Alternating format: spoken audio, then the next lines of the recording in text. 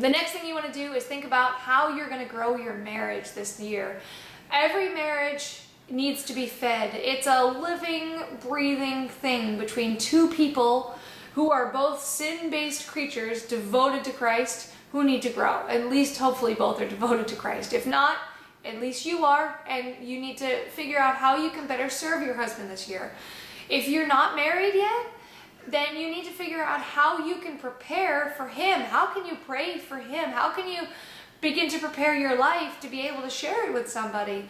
If you are married, you need to think about what are his needs, what are his wants, what are his desires, what are the things that he wants to do. My husband wants a great vacation this year.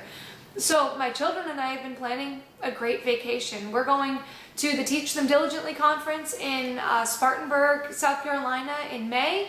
So we're planning our vacation around that, and we're trying to figure out whether we want to go to Tennessee and do mountains, or we want to go to Washington, D.C. and do history, or whether we want to go out to Texas and see if we want to move there. There's 1,000 different things on our list that we want to do, and we're trying to figure out how to get this fantastic vacation so that my husband can really have the vacation that he really, truly desires, so that we can grow as a family. There's some Christian camps we're looking at. There's one in North Carolina, one in Missouri. We're just trying to come up with different plans. Once we come up with some basic plans, we're going to show them all to my husband and say, what do you want to do? And he can kind of choose from there. So that's a way that I'm planning on serving my husband this year, and that'll grow my marriage, it'll grow our family. And so that's something that we're doing. What are things that your husband is lacking in this year? What are ways that you can serve him? What are things that you want nagging at him at? I know you never nag. I never nag either. It's fine. But they may perceive us to be nagging.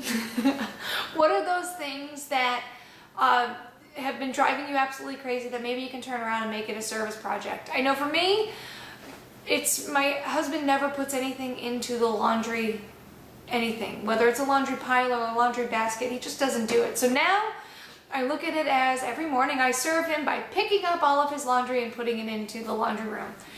It's eliminated an argument in our marriage.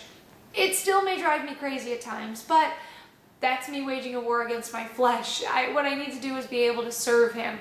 So I serve him by taking care of his laundry, and then I go and clean it and I hang it back up, and miraculously he has new clothes for work that he gets to choose from every day. And so that's a way that I serve him. That was one of the things that I conquered last year. How to stop being a dripping faucet. I don't want to be a dripping wife, and it's one of those things that I think of, and every time I can hear in the back of my head the scripture in Proverbs about the nagging wife is like a dripping faucet, I think drip, drip, drip. I'm dripping. I stop dripping, so I try to turn the faucet off and find a way to turn it around and be able to serve. It doesn't work out perfectly every time, but it's something that I think about. I also think about the other scripture about living with a nagging wife. It's better to live on your rooftop. Am I driving my husband to a rooftop? You know, what can I do to be able to serve him better by changing something in myself? So a lot of it is self-analysis. You can never change your husband. So if you think about the things that you want to change in him, you're going about the whole thing wrong. You can only change you.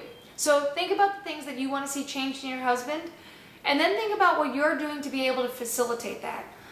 Stop doing something. If he's